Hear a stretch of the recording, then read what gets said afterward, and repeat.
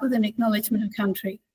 The Australian Early Childhood Sustainability Alliance and the New South Wales Early Years Nature Connections are richer for understanding the importance of our country's beginnings and the traditional ownership, care and custodianship by First Nations peoples. We pay our respects to Elders past, present and emerging, and all First Nations peoples. We hope that we may continue the discussions and action to educate our future generations to respect this country. And next, we'd like to do an Earth acknowledgement, which is something that we always do at the beginning of any of our presentations. We would like to take a moment to acknowledge the context within which we gather. And we meet at a time when the human species is having an unprecedented impact on the planet. We do this at the beginning of this gathering as a reminder that the discussions we have here, the decisions we make, and any actions we take as a result will have consequences for other people and other species, both those living now as well as future generations. I think extremely important in the moments of what's happening in the world at the moment. So an overview of the session tonight. We're going to be talking about, the presentation will focus on nature pedagogy and sustainability, not on benefits or general benefits of nature learning. So just to make you all aware of that.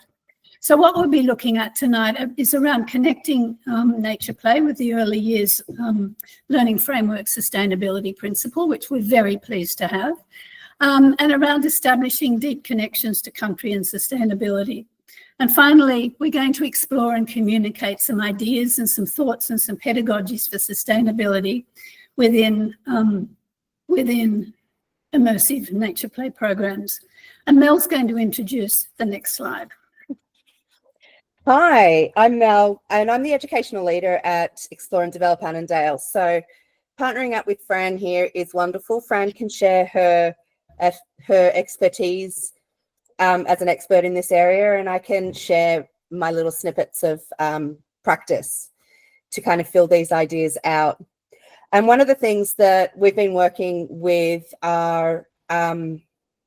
is not only the EYLF principle, and of course, how we're guided by the NQS, but also the Sustainable Development Goals. And we have found this to be a great framework for thinking through some of these bigger ideas that the sustainability principle has introduced to us, going beyond the environmental idea of sustainability, but also to be able to extend it into other aspects of our play and thinking about even our connection with nature play a little bit differently. For example, at a recent professional development meeting that we did where we critically reflected on risky play, we actually framed our discussion and our ideas for critical reflection through Sustainable Development Goal number 3, being good health and well-being. So what does that physical risky play do for ourselves, but also what does emotional risk-taking mean in our work with children? And we also looked at it through Sustainable Development Goal number 5, which is gender equality, and considering what were our biases around the different way girls and boys might play when we're in nature, and using that as a starting point for critical reflection. So it's a really cool tool that if you're not already, I'm sure I'm speaking to the converted here, but it's a great tool for thinking more deeply about your programs. Thanks, Fran. Okay, thanks, Mel. So firstly, what should we do? And what I'd like to start with is to remind you all that you as early child professionals are uniquely positioned to help shape climate resilience. Educators thinking differently and deeply can facilitate change towards sustainability in many different ways, including being open to new possibilities and exploring various worldviews. And we'll talk about some different worldviews in a little bit tonight.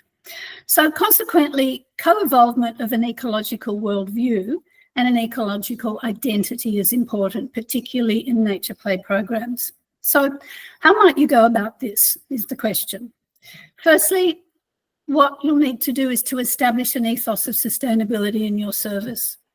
and that will extend into your nature play program through your service philosophy, your procedures, your practices, and then you can come to recognise, which I'm sure many of you who are already taking children out into nature, you can recognise the potential for cross-pollination between what's happening in terms of sustainability in your service and what's happening in sustainability within when you're in a nature play, an immersive nature play setting.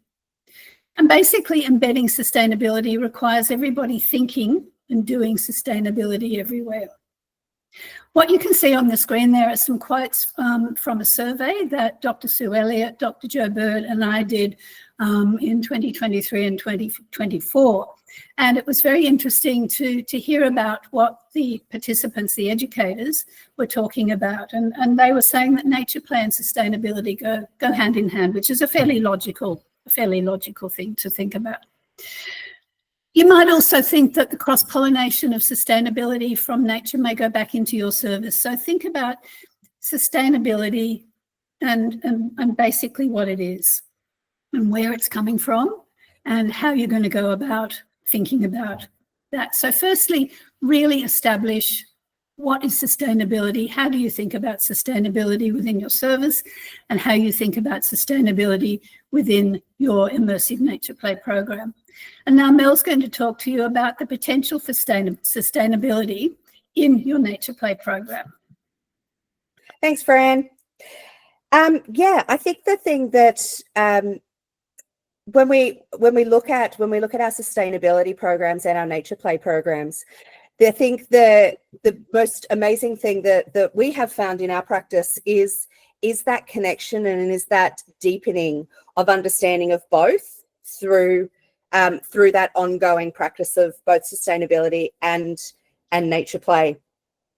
The deeper connection to place that has been established is not only a meaningful relationship with the plants, the animals and the earth in that space, but also the community through which you travel to get to that space. It's like once the barriers of the walls of the service kind of come down, your own connection as well as the children's connection to that broader community becomes more real and becomes more evident. Even the way children speak about their place, it's evident of this. It calls for nature play and sustainability, I believe, calls for a different approach to pedagogy that we've had in the past.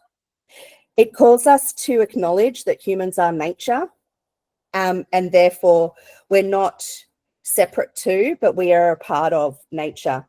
And I think reframing that idea of self alongside children and positioning ourselves as co-learners within that space has quite a profound impact on not only how you see yourself as a professional, but how you see children and what they're capable of, which leads us to the rights of the child and the rights of all children to have that relationship with not only nature, but the place in which they live, and to develop that feeling of connection to their community as well as the physical aspects of place.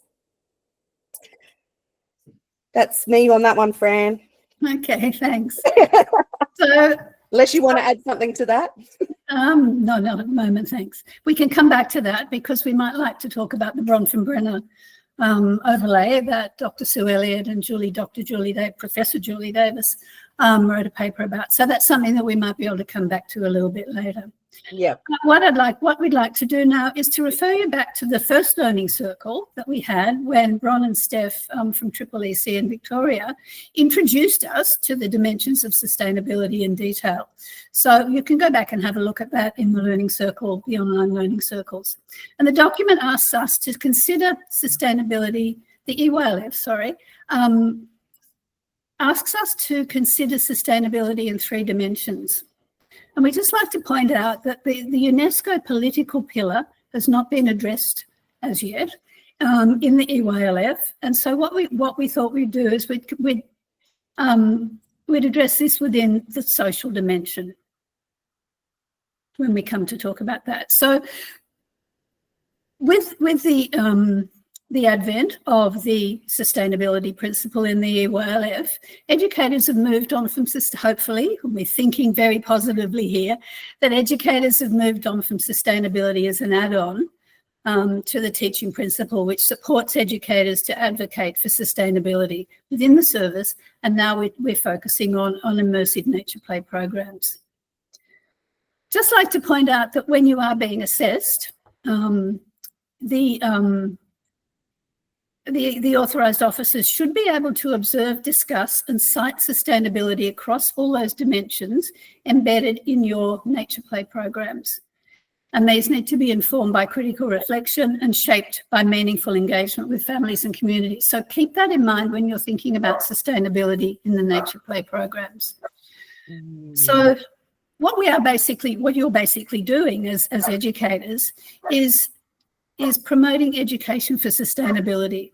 And through this, and through play-based learning, and through what Mel was alluding to as having nature as a teacher, and we'll talk about that a little bit later as well,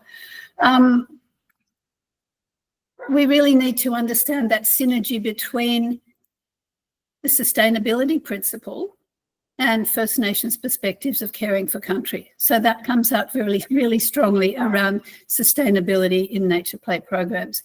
But what does it look like? What does it look like in a nature play program? How are you as educators communicating sustainability to each other, to children, to families and the community? But at the heart of nature and nature play lies a deep connection to country and sustainability. So what we're going to do now is we're going to look at the three dimensions of sustainability, and both Mel and I will be addressing these principles. And I thought I might start off with the environmental dimension. Sorry, and Mel, please pop in anything that you want to add whenever it's coming to you. Sure. I won't read what the EYLF says because we know exactly what that says. But with environmental sustainability, I just want to talk about the basic things that would be obvious when you are taking children out into nature, that you leave no trace.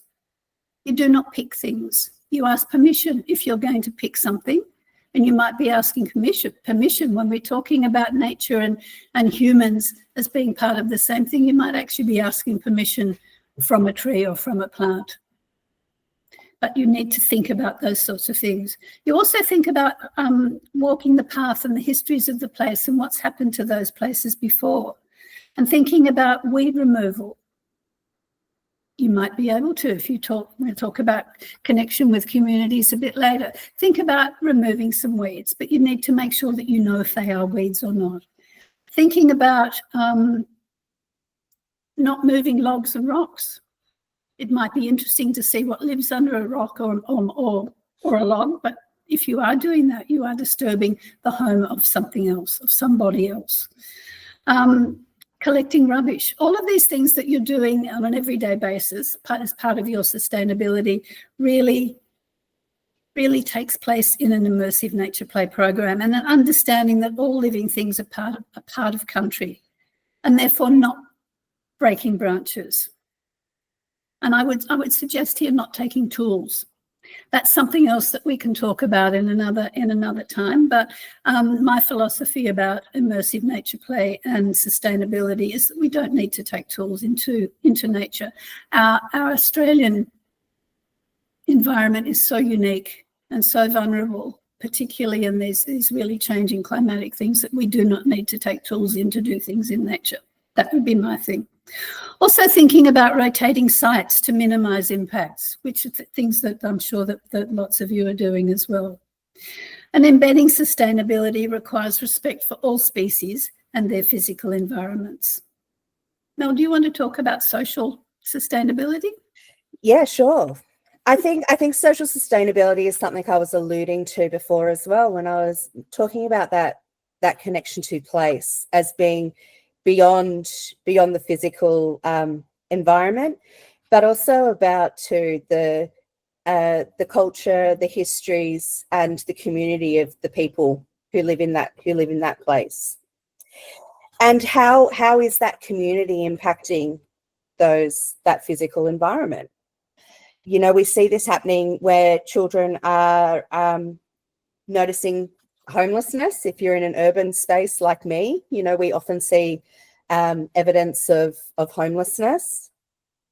We see graffiti and destruction of environments.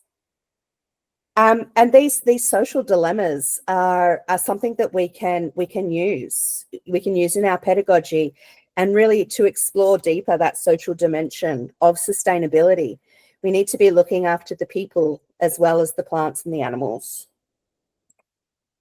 I think that connection to community opens up so many learning opportunities.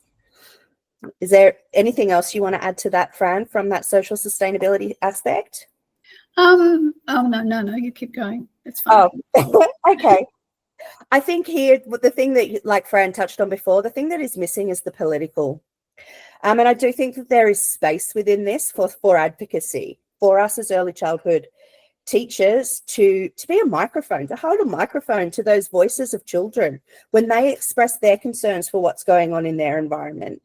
What they can see in their community as you travel to get to your nature play spot. I think that the other dimension, should I go on to talk a little bit about the other dimension here, Fran? Yeah, absolutely. You know, economic sustainability, you know, refers to that idea of we shouldn't be impacting the social or the environmental by the choices that we make. So it interweaves beautifully throughout what we were talking about, what Fran was so passionately talking about about not leaving a trace, and also what I've been alluding to with the space in between the service and the space where that social impact is made and felt. So what are we seeing along the way in regard to the waste of human resources, or the waste, sorry, not human resources, the waste of natural resources, you know, the waste, the plastic waste we might see in our communities and those sorts of things. Those can become part of that pedagogical framework again for some advocacy work and for elevating children's voices as capable citizens. What do you think, Fran? Okay, yes, absolutely. And also in terms of economic sustainability and nature play, it's about how do you get there?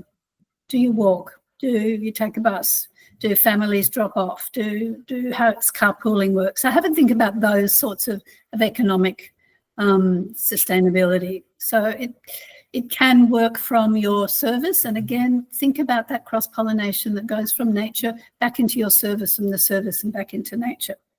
Okay, so Mel is now going to talk about something that I think is really interesting around context, cultural diversity, and worldviews in nature play, which all comes very interesting. Yeah. I think one of the beautiful things of nature play is that it is so contextual. Where your site is and where your community is really has an impact on your approach. It also becomes really impactful of the leaders in that space and the teachers in that space leading those programs. So, you know, I think part of that capacity to be able to consider the cultural context as well as the physical context of a site is so important. You might have a bunch of teachers who are not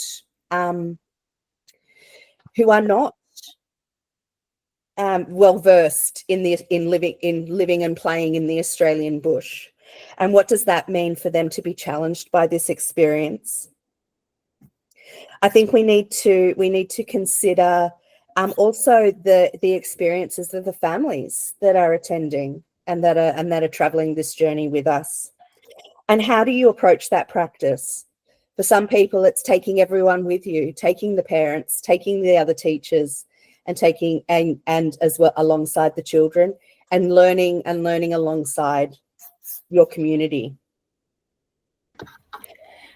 I think it's really important for us to also acknowledge that different sites need a different care with the impact that we have on them. For example, I'm in an urban context with little tiny parks all around us. And if we continually play in one spot, we absolutely destroy it with our little feet.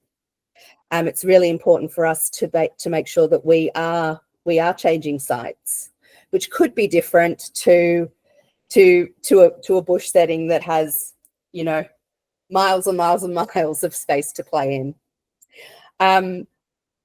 But yeah, there's these differing views of sustainability in different contexts of what make it so beautiful, and the reason why you cannot pick up someone else's nature play practice and pop it into your context. It doesn't work like that.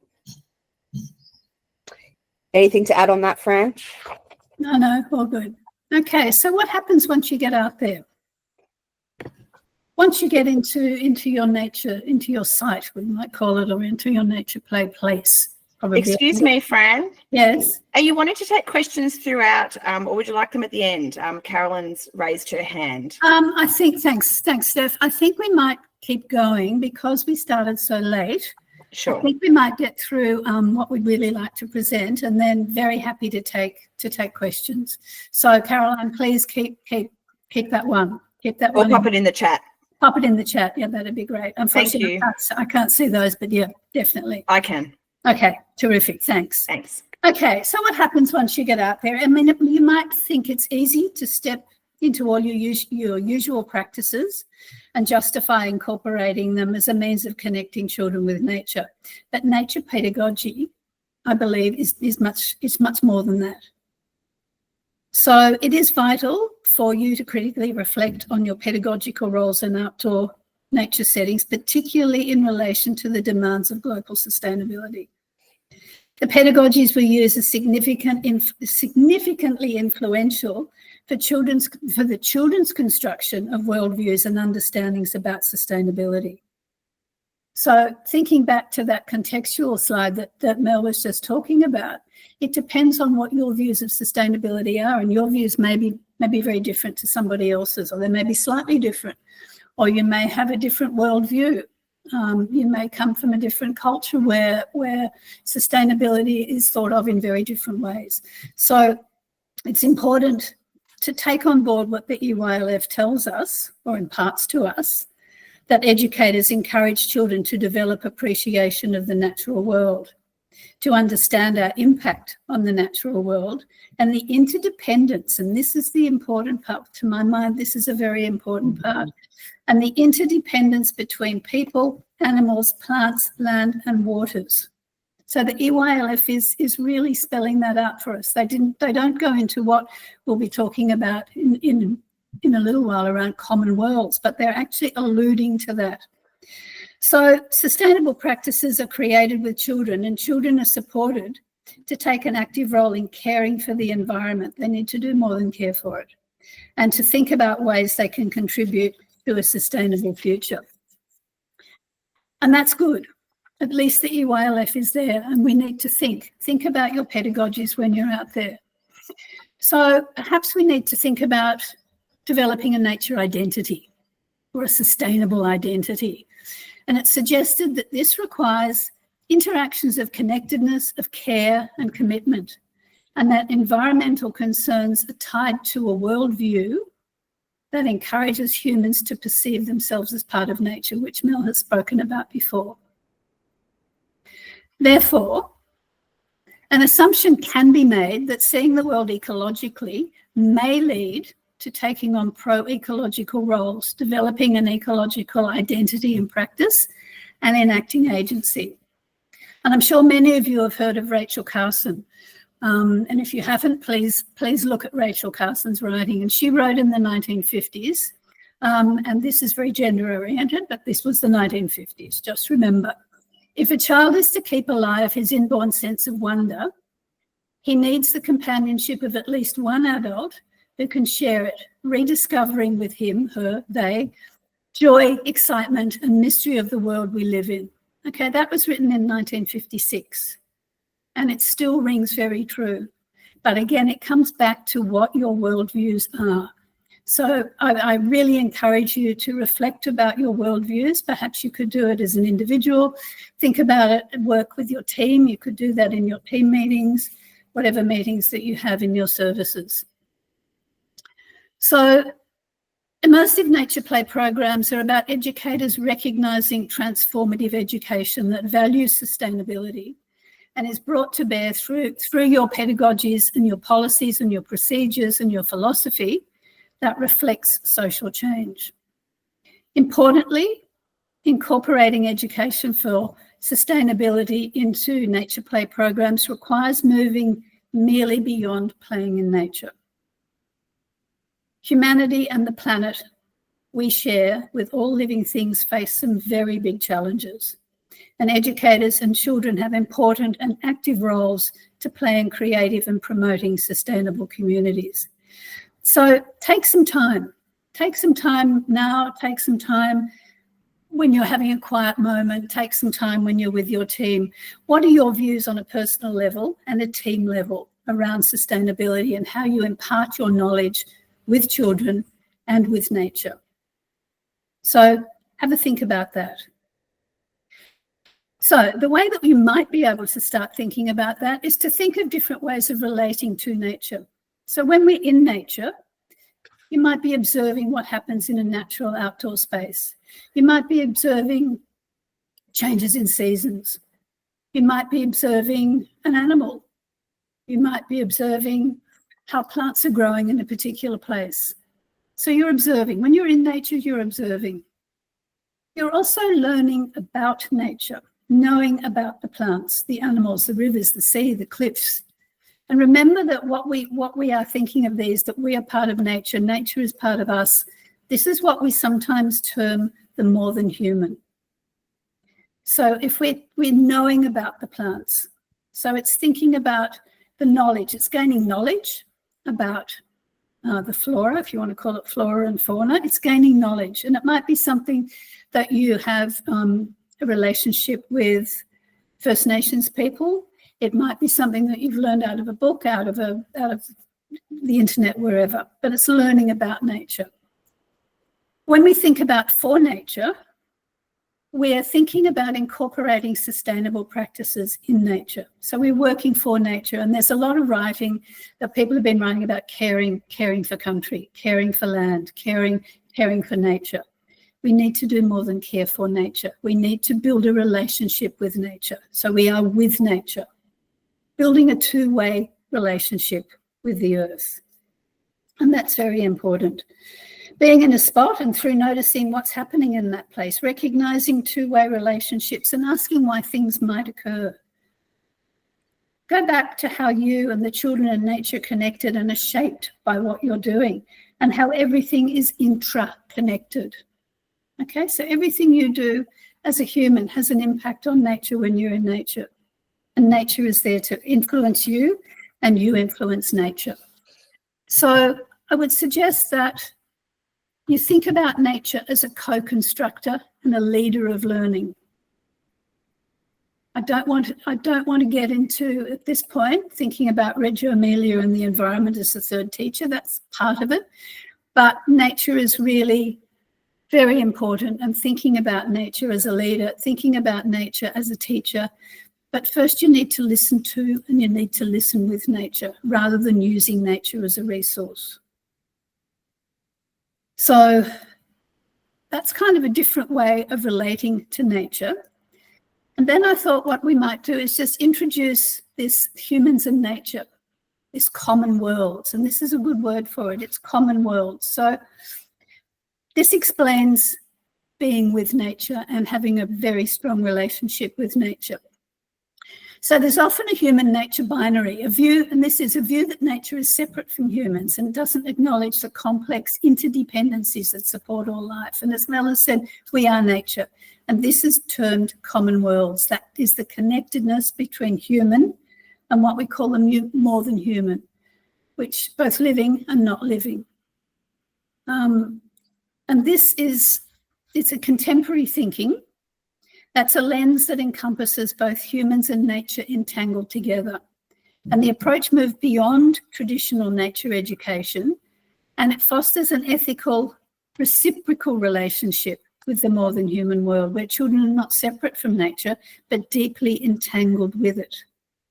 And we need to encourage children to develop appreciation of the natural world and understand our impact on the natural world and the interdependence between people, animals, plants, lands, and waters. We are part of nature.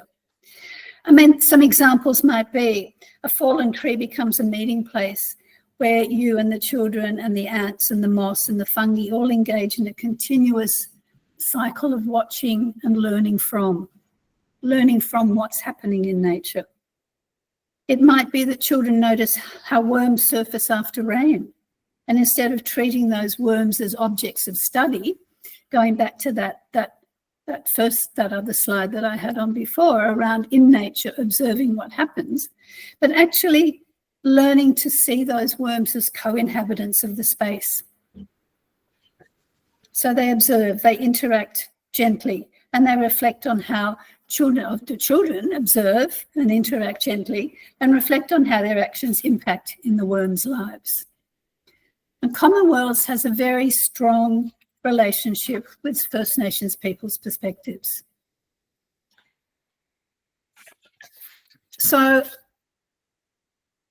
First Nations people's worldviews and knowledges of the land are an important consideration in nature pedagogy, and Mel's going to talk a little bit more around that.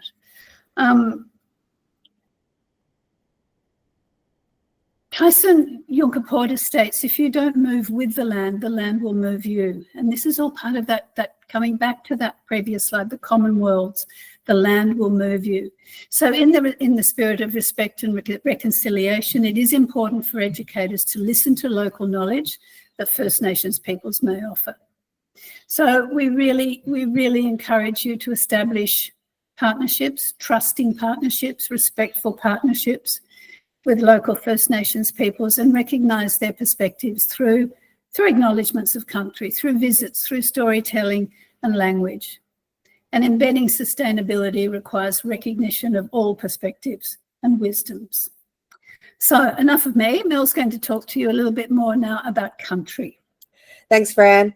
I think one of the things that I found so fascinating was, prior to EYLF 2.0, I think us who are already practicing sustainability and Aboriginal and Torres Strait Islander perspectives in our programs were noticing that that synergy between those two ideas and how they interrelate, and can help shape each other in the way that you connect with a place.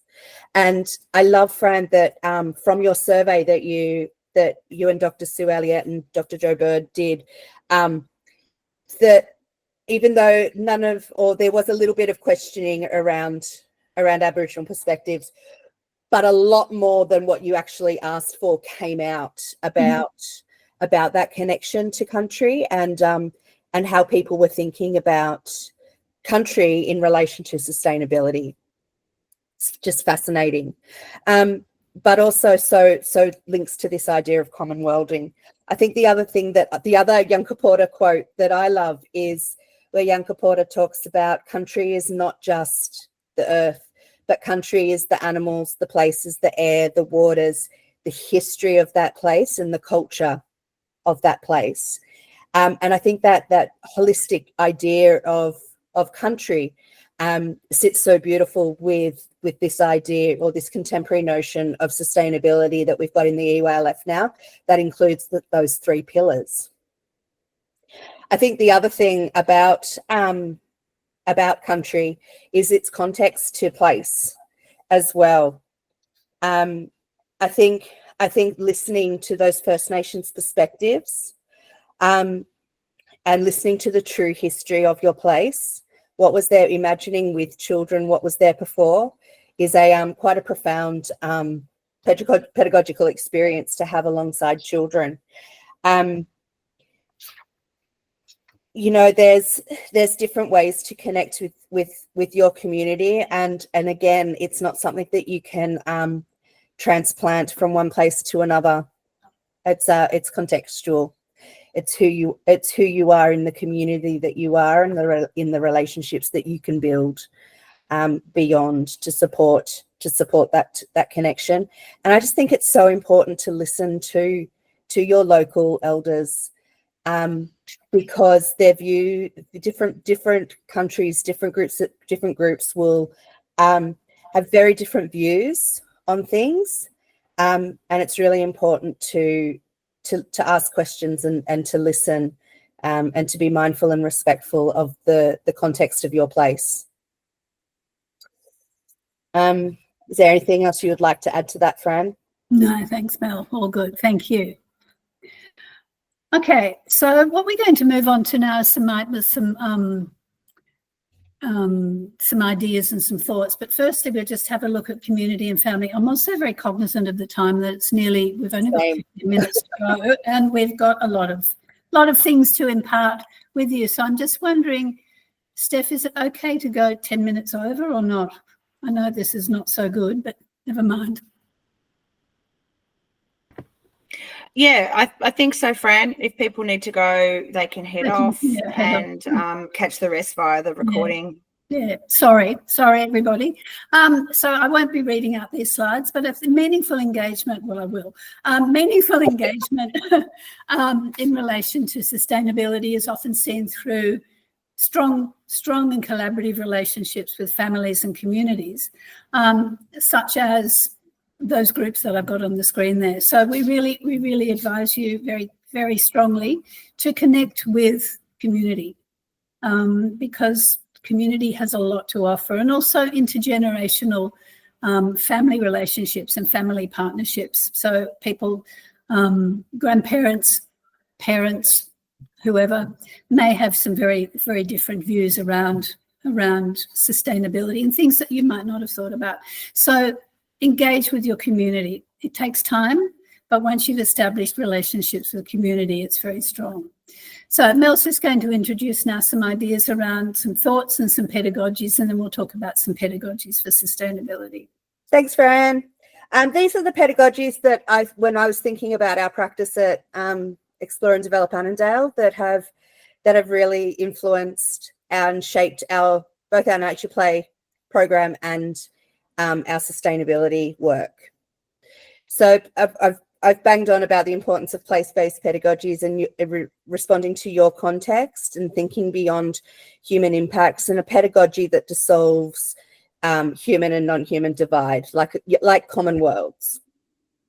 The idea of intentional teaching, I think, shifts in the outdoor space, where we kind of relinquish control in a way to nature to be our teacher, and there's an intentionality with that relinquish of control, and learning alongside children to get to know that place rather than imparting knowledge upon children, using nature as a place of research to research new things together.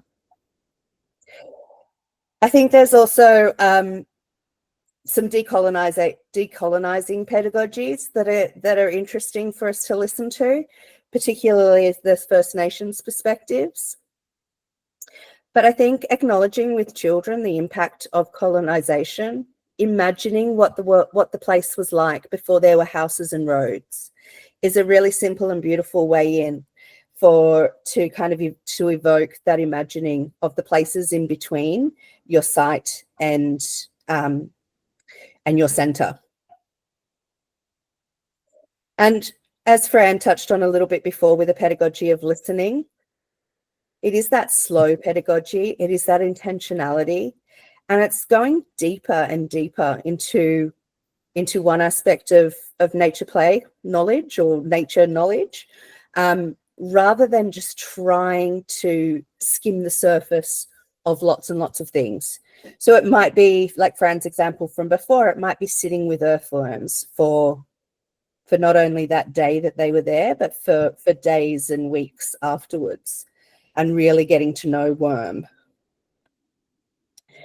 I think I'll stop on that, Fran, because we can go deeper into this other stuff further on. Okay, so you're talking about place now? Yeah, I think that intimate relationship that we develop with those places is important for us as professionals, as well as it is for the children. I think rethinking that relationship is a powerful thing that happens in those places. I think it is an acknowledgement of nature as teacher that allows us to go deeper and to explore these different possibilities for pedagogy in those nature place spaces. I think listening to and learning the stories and histories that are linked to that place becomes foundational in what pedagogies or what lines of inquiry you might build atop of that. When we are responding in relationship to place, we're getting to know that place on multiple levels. Anything else to add to that, Fran, to that idea? No, good. Okay, so let's have a think about that. 10 years ago, two academics from New Zealand discussed the ethics of care, listening, participation and hope in relation to education, well, early childhood education for sustainability. And these pedagogies, I believe, are very important for all educators to think about when they are when you're out in nature. And we've got a photo here, and very quickly I'll have a look at it. It was some chairs that had been dumped into a creek, and the educator that was working with, or teacher, was talking to the children about the ethics of having a chair in the creek. Why was it there? Was it okay to have a chair in the creek? And those sorts of things. So think about relating your ideas to ethically informed pedagogies and critical reflection. So we're just going to go through these fairly quickly, given our time. Slow pedagogy. Mel has touched on slow pedagogy, and any of you who went to or who saw the ECA keynote speaker, Alison Clark, in 2023 would know about slow pedagogy. So it really does invite us to stay and pause in spaces and think about what you might focus on while you are slowing down. And it builds on your intentional pedagogical program by advocating for unhurried, deeply reflective educational experiences, inviting children to engage meaningfully with their surroundings, and also enhancing mindfulness. So slowing down, which leads into listening for sustainability that Mel's touched on as well. We can think about or reflect on a pedagogy of listening, and I just thought about that, adapting that from the Reggio Emilia approach. That pedagogy of listening you can kind of bring over into that. So you might want to create a sit spot for deep listening, and a sit spot is where you sit with the children and listen to what you can hear. Listen to what you can see and talk about that. Take time for active listening with nature. Practice silence and being with nature. So you might be listening to the sounds of water. You might be listening to the sounds of a butterfly's wings or a bird's wings. Butterfly's wings, a bit tricky. Bird's wings. You might be listening to the sounds of an insect. Sounds of those common worlds, that relationality that we have with nature. So think about slow pedagogy that leads into listening with nature. And Mel's now going to introduce you to, we'll both talk about some crucial conversations that we have for sustainability. So philosophizing, can't speak. Philosophizing, yeah. And sharing conversations. Yeah, I think part of that deep listening again is when we shift ourselves from teacher full of knowledge into the nature play space where we're not only listening to nature, but deeply listening to what the children are telling us about their relationship with nature and their ideas and their theories about the natural world.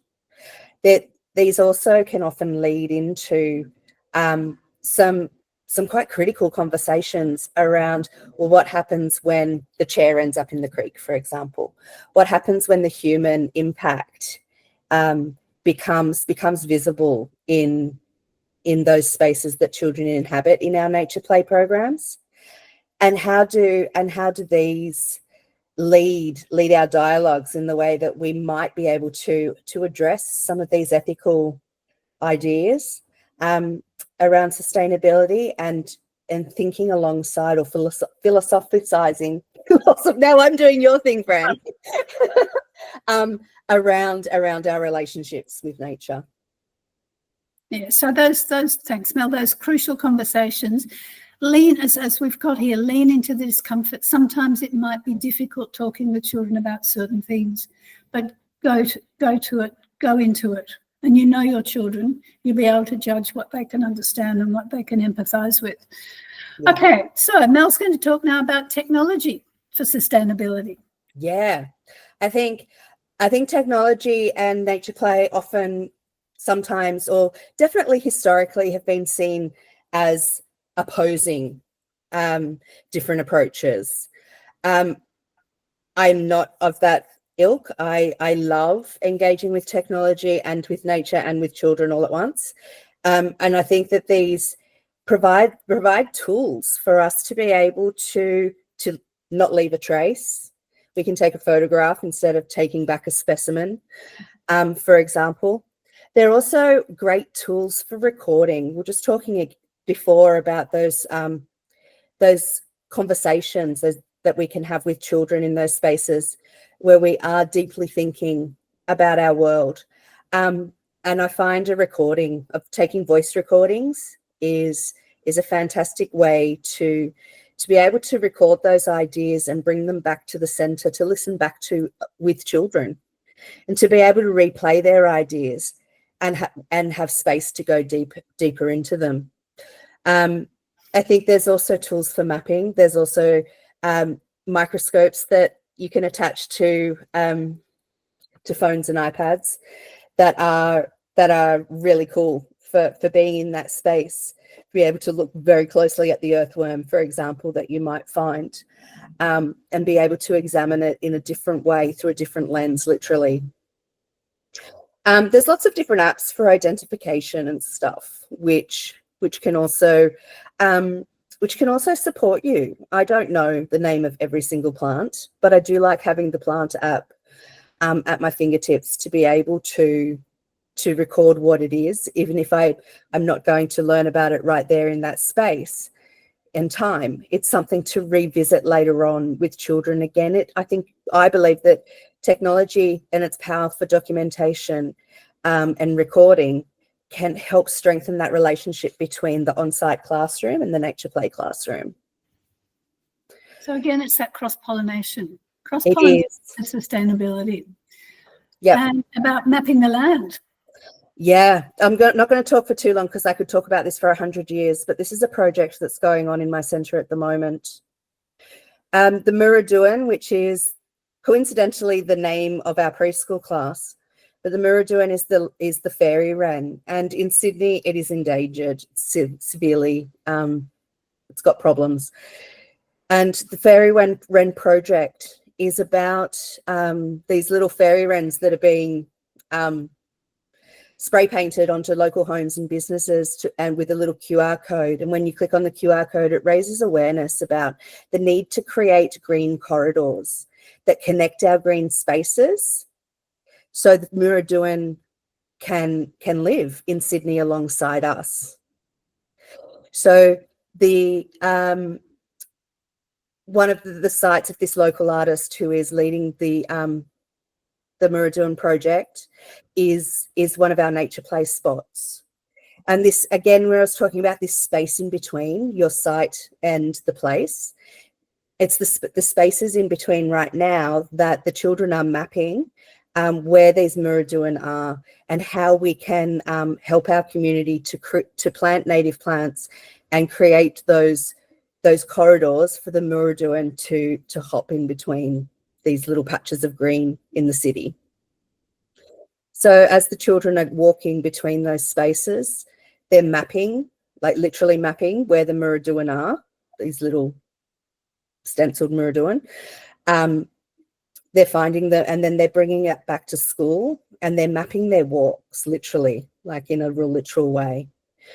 So not only are they making this piece of advocacy work around protecting this native bird, but they are also advocating in their community for the importance of this bird in this space. Beautiful. It's a beautiful thing to be doing. Like I said, I could talk for like an hour about this project. It is beautiful, but this is a little snippet of it that's happening right now. Perfect. Thank you. The other thing I can talk about a little bit, and I'm really aware of the time here, is the importance of the very young. And this is something that we've been working on at Annandale for quite some time. It's really important if we're looking at the rights of the child. When we started this project, actually this project was started by the fabulous Katie Vanderdonk. I don't know if you're in here tonight, but if you are, hi Katie. And she advocated, why do the preschoolers get to go out and connect with nature? Why aren't we taking our babies out as well? And it really does raise the question of ageism. why don't we make those provisions so that our youngest children can, what's going to go wrong, what's going to hurt them? It was really something for us to sit with and think about for a long time. And I would argue that they have a right just as much as our older children to be able to make that connection with the natural world, but also with their community. If we want them to grow up to be agentic citizens, we need to start right from the beginning. I think too, the idea of linking to sustainability, the idea that we care for and we love our place and therefore we'll want to look after it and protect it. And I think you can't start too young with that. Is there anything I've missed on that one, Fran? No. Well done, Mel. Again, I could talk about that for 100 years, but I won't. Maybe we'll have some time. What we put together here are some provocations. You might like to take a photo of those to use with your teams or to use for yourself. And these provocations, if we had managed our time slightly better, we could be having some conversations about. We're going 10 minutes over, Fran. We're bang on time. I know. Good. We're 10 minutes late starting. Yeah, we've done well. We've done well. Okay. So have a think about these provocations. How do you see the role of young children in relation to global sustainability and nature play? And how do we explore beyond sentiments of nature stewardship with children? That's about caring. So we need to get past that caring to think about and promote ethical worldviews reflecting all the dimensions for sustainable futures that Mel and I have talked about tonight. What images of the child do you have? Do you believe that young children can go out into nature and become sustainable citizens and promote those later in life? And how do you view your practice and the value it places on the natural world? Think about what you actually do when you go into nature. Think about yourselves and your worldviews. And how do you and your team challenge your views of nature and reshape your thinking to influence your pedagogies? And how do you make your view of the natural world and sustainability visible to colleagues, to children, to families and the communities? So you might like to create a list of examples or do an audit of how you think and how you practice in your pedagogies in, for, about and with nature. So these are some of the things that we'd like to provoke you with to think about. And finally, in adopting a positive frame of thinking about change pedagogies for sustainability, we call on you to reimagine, to dream and visualise a future landscape of hope, optimism and success. So reflect on hopeful pedagogies that you can use to encourage others to join with you in imagining a future full of positive ripple effects. Think about optimism and think about hope. There's just a couple of resources that we'd like to alert you to. Dr. Sue Elliott has just written for a document for Parents for Climate Change, that initiative, and it's called Energy Conservation and Renewable Energy for Children's Healthy Futures. something to look out for in the future. There will be a promotion. I can't think what it is. An opening. I can't think the word. A little bit later in the year that we as the Sustainability Alliance will let you know about. Just a reminder that Earth Day is in April, so have a think about Earth Day with your children. And also to promote this book, this Early Years Learning in Australian Natural Environments, which has a chapter specifically about sustainability written by Dr. Sue Elliott and myself, and some references that we used in our slides. So I'm going to end the slideshow now and come back and see if we have some questions or some comments. Hopefully this will work. Yes, I think so. Thank you, Fran. Vivian had put her hand up to ask a question. Are you able to put your mic on, Vivian, and ask your question?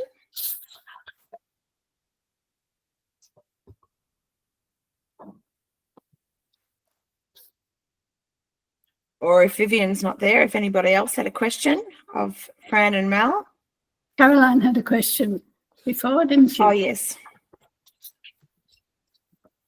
Or a comment, if anybody has a comment. Fran, I think I was just trying to work out how to use this new app. Sorry, but that was beautiful. As usual, so lovely to see your beautiful faces. Thank you. It's lovely to It see was you. wonderful. Lovely to see you too, Wonderful. Caroline. Good. Miss you. Thank you. Miss you too. So no other comments? Nothing? Did anybody learn anything from tonight? Maybe everybody's gone.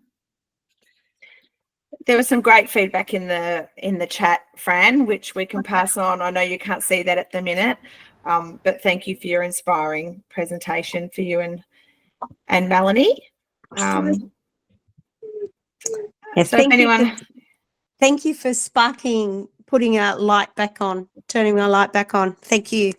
That's good. Oh, thank you, ladies. It's Sue Nevin. Thank you, Fran and Mel. Now, I'm really, really, really interested in everything you had to say tonight. I'm going to have to take it back and really reflect with our new staff as well.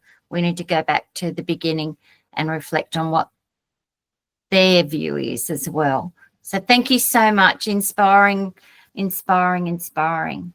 Our pleasure, Sue Nevin. Thanks, Sue Nevin. Hey, And thanks Mel. everybody. Mel, are you happy for me to reach out to you? Yeah, sure.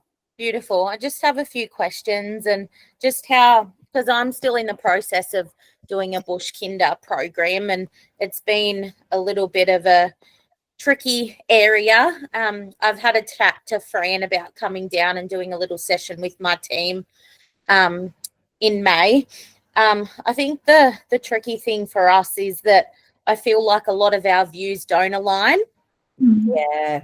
Is the hard part because I am Wiradjuri as well. So I'm very connected to the earth and the country. And I think a lot of people aren't as connected. So they're not feeling that urge to be with country as much as I want to be, which really makes it hard. And I'm very passionate about it. And we've had quite a few clashes in my workplace lately with just differing views and yeah. It's a tricky thing, and yeah, definitely reach out. I think that aligning of values is something that it definitely takes time, and it's really hard when you've got those different cultural perspectives coming in together and finding that middle ground. So yeah, definitely reach out. Perfect. And I know you've been in contact with Fran as well. So yeah. But it's so hard too because everything that I'm pushing for is in our philosophy. So it's what our philosophy says, but at the same time, things are contradicting our philosophy. So it's sort of figuring out where our philosophy sits now, if things have changed or when did it change. Yeah, it's tricky. I think you've hit it on the head with that idea of philosophy and using that as an anchor for ways to get your view across, but also to get people on board and to come with you on that view. But yeah, it's a tricky one, isn't it? It is. Also, I've got a photo. I'll try and drop it into. I've recently, last year and the year before, I did my grad cert in Wiradjuri language, and just when you were discussing the humans and nature, and we are a part of nature, we are one. Mm. I had this image. I'll see if I can drop it in there, if it'll work. No, it won't let me put it in. Maybe send it to us and we can share it. Yeah, because Yeah. it's, Pop it on the Facebook page. yeah, it's like talks about Indigenous unity, and it's a really good photo of the Western or the ego section of it, and then it's got how the Indigenous unity is. And yeah, it talks about a lot about how you were saying that we are one, pretty much. Yeah, awesome. I'd love that resource myself by the sound of it. Yeah, can you Great. so can you email it to Fran or pop it Yeah, in our Facebook group or something so I can have a look at that, I'll please? send it to That's Fran, great. and even if she can, I'll send it on. Yeah, you. that's fine. Yeah. Yeah, thank you. Thank We you. might even be able to get Mel to come down, Beck. We'll oh, see. great, that would That'd be be good. perfect. Hmm. I'll go on a road trip with you, Fran. Okay. Right, I've just 'cause got a I'm question here as well. from- Oh, sorry. Oh, that's okay. I've just got a question and a comment from Annie. Annie says, that was amazing. Thank you, Fran and Mel. Disappointingly, our local council removed our water tanks from our service despite our advocacy. Do you have any tips or on challenges like this? Councils are always a challenge. Am I going to offend? Are there any council people in this one? Because last time I let loose, I offended council people who were sitting in on a webinar. But yeah, I think it's so tricky and it's so disheartening when, especially when you're advocating or with children, and you have to let them know that the adults who get to make decisions have let us down. It's really tricky. And one thing I would say is try and lean into that relationship, regardless of whether they're being kind or not, or you feel like you're always being ignored or whatever. It's that persistence and that's leaning in and that continual trying to build a relationship. Eventually, I feel like there's such a turnover or I know often, I don't know if it's like in your council, but I feel like every time we reach out, there's a different liaison officer to connect with. And eventually you will find one that will be interested in you guys. And I think it's just that persistence, unfortunately, is the way I would say. We had a great one 2 years ago, and now in our recent efforts for some stuff, it wasn't great when we reached out, but then through our relationship with Sharon, the artist who's doing the Murruduan project, all of a sudden we are fabulous in council's eyes again, because we've hooked on to this project. So it's an interesting space to navigate, but I think we just need to teach children that we have a right to express our opinion. And whether that opinion is heard or not, or it's acted upon or not, is irrelevant. But the fact that we are advocating and we are using our right to speak up is the important bit. Thank you, Mel. And Sue and Bron have jumped on as well to add some comments in the chat. So thanks for that. And did somebody else want to say something? Thanks. Yeah, letter writing. Yeah, just continue to write those letters. The children just need to feel like they've got a bit of power in that relationship, even if the decision doesn't go their way. They have a power in their voice. What else does it say? Oh, so annoying. Yeah, I'm just reading the comments. Any other questions by anybody before we finish up tonight? No? Okay. There was a question Beck asked about the recording, so that will go on to the Early Childhood Sustainability website, which will then go out into all the different states that are part of the alliance. So it'll be on everybody's website. Yeah. That's Well, right. Well, thanks again, Fran and thank Mel. you. Thanks, Steph. And thanks for everybody for coming. Thank you for hanging around with our technical difficulties. See you later, everyone. Thank you. Bye-bye. Bye, everyone. Bye-bye. See you.